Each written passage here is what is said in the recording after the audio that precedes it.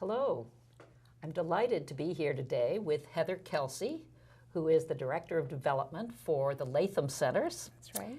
And she is here to talk about the Latham Centers and their mission, and in particular, a new effort that is going on, actually not completely new, but a very successful effort that's going on to create a community center for the area. So, Heather, welcome. Thank you. Happy to be here. And can you tell us a little bit about the Latham Center, first of all, and Sure. who it serves, and just so that everybody will understand who Sure. it is we're talking about? The Latham Centers is a residential treatment program and school. Our main campus is located in Brewster. We were established in 1970. On the main campus, we serve children ages 8 to 22, and I would say I think it's about 50-50 right now. 50% of our children have a diagnosis of Prader-Willi syndrome, which is a very rare and complex genetic disorder, which manifests itself, I guess the hallmark manifestation would be a ravenous appetite, where people with Prader-Willi syndrome never ever feel sated. They are, if you can imagine, the hungriest that you've ever been, and feeling that all the time. That is what they're one of the significant challenges for people with PWS. It also comes with a host of other emotional and behavioral issues that sometimes are similar to what you might think of with autistic behaviors. We also serve children who have significant trauma histories, or who have other complex special needs and maybe multiple diagnoses, such as reactive attachment disorder, autism spectrum disorder, things like that. So that is on our school in Brewster, which is on Main Street. And then in addition to our school program, we have an adult program where we serve approximately 50 adults in group homes that are spread out around Cape Cod and just over the bridge. We also have shared living situations where some of our adults live with host families in the community. And our adults, I think our oldest adult is 60 years old, and most of our adults are diagnosed with Prader-Willi syndrome, whereas our children, it's typically kind of half and half. Our adults, many of whom grew up in our children's program, some of whom came later on, but we just are, our goal is to compassionately, and our mission to compassionately and creatively treat individuals with Prader-Willi syndrome and complex special needs to live vibrant, meaningful lives. And so we really try to make sure that all of the individuals in our program have all of the opportunities that anyone would want to have a really rich, diverse, vibrant life. And that's the work that we do. We are a world-renowned expert in the treatment of Prader-Willi syndrome, and also in the treatment of individuals with significant trauma histories. It is a wonderful place, and full disclosure, I actually work with some of the adults in the residential adult program, a group called the Latham Players. And we were fortunate to be able to be asked to perform at the latest capital campaign event, which you were putting on for a community center, which you are beginning to create. And I'd like to know a little bit more about that. If you could talk about that effort, that would be great.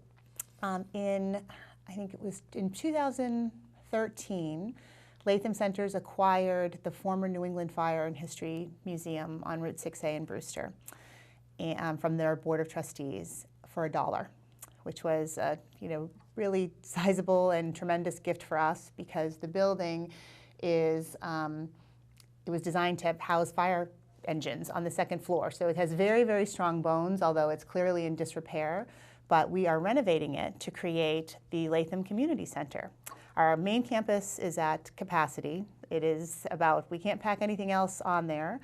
And we really need facilities for our children and our adults. We need, one of the core components of our programming is fitness, and we have no place for indoor fitness right now. We have a track and a playground at the school, but the new facility will have a gymnasium, it will have a fitness center, It will have an auditorium and stage, which will be of special importance to our Latham players. And so they'll have a home and a place to perform. And oftentimes Dinah does an exceptional job with our players group. And I love when we have special events like the press conference that we had last week to feature them, because I think it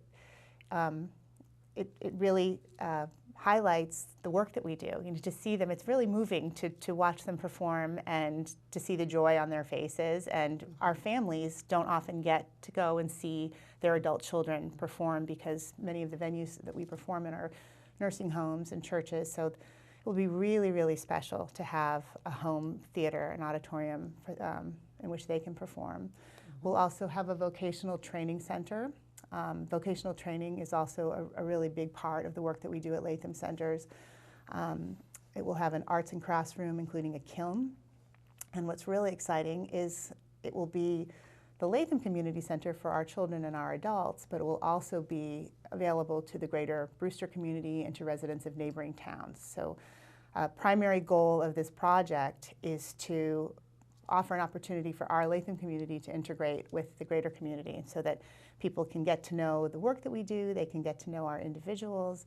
And it will be so enriching for our groups as well. Oh yeah, it will be. All of the Latham students and the residents who now are more isolated than they need to be. It would be wonderful to be able to integrate them more. It's going to be incredible, and it'll be more opportunities for increased vocational opportunity. We see our children and adults being able to have jobs in the community center.